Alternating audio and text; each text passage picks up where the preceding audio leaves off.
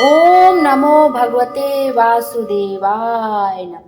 श्री कृष्ण गोविंद हरे मुरारी, हे नाथ नारायण वासुदेवा। आप सभी कमेंट में ओम नमो भगवते वासुदेवाय नमः अवश्य लिखिएगा। मैं हूं ज्योति और आपका अपने चैनल शुभ कथा में स्वागत है। आइए आज के वीडियो में हम चैत्र पूर्णिमा व्रत कथा का श्रवण करेंगे। इस बार चैत्र पूर्णिमा का व्रत 12 अप्रैल 2025 दिन शनिवार को रखा जाएगा। चैत्र पूर्णिमा का दिन बहुत ही विशेष होता है। चैत्र पूर्णिमा के दिन हनुमान जी का जन्म हुआ था। धार्मिक मान्यता है कि इस दिन भगवान श्री हनुमान प्रभु श्री राम के सहयोग के लिए धरती पर जन्मे थे।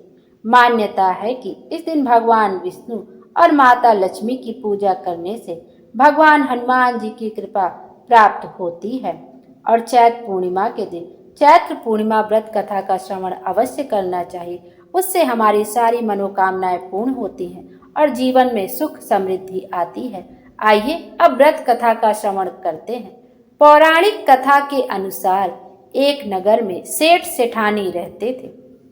सेठानी रोजाना भगवान श्री विष्णु की पूजा भक्ति भाव से किया करती थी, लेकिन सेठानी का पूजा करना उसके पति को बिल्कुल पसंद नहीं था।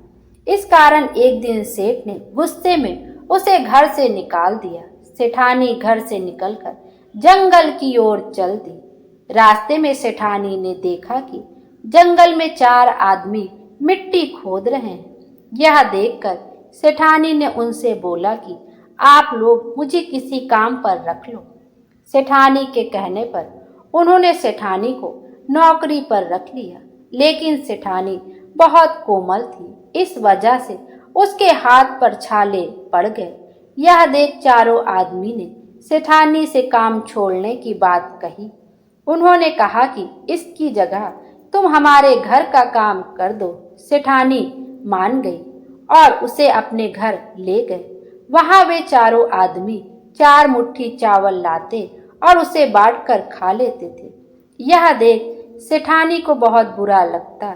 इसे देख सेठानी ने उन चारों आदमी को 8 मुट्ठी चावल लाने को कहा। सेठानी की बात मानकर चारों आदमी 8 मुट्ठी चावल लाए। इन चावलों को सेठानी ने भोजन बनाया और भगवान विष्णु को भोग लगाकर सभी आदमियों को परोस दिया। इस बार चारों आदमियों को भोजन बहुत स्वादिष्ट लगा और सेठानी से खाने की तारीफ करते हुए इसका राज पूछा तो सेठानी ने कहा कि ये भोजन भगवान विष्णु का जूठा है, इसी वजह से ये आपको स्वादिष्ट लग रहा है। उधर सेठानी के जाने के बाद से सेठ भूखा रहने लगा। आसपास के लोग उसे ताने मारने लगे कि ये पत्नी के वजह से ही खाना खा रहा था। लोगों की बातें सुनकर सेठ सेठानी को जंगल में ढूंढने के लिए निकल गया। रास्ते में उसे वही 4 आदमी मिट्टी खोदते हुए दिखाई दिए। सेठ ने उनसे कहा कि तुम मुझे काम पर रख लो। तब चारों आदमी ने उसे भी काम पर रख लिया, लेकिन सेठानी की तरह मिट्टी खोदने से सेठ के हाथों में भी छाले पड़ गए। यह देखकर उन्होंने सेठ को भी घर का काम करने की सलाह दी। सेठ भी उनकी बात मानकर उनके घर चल दिया।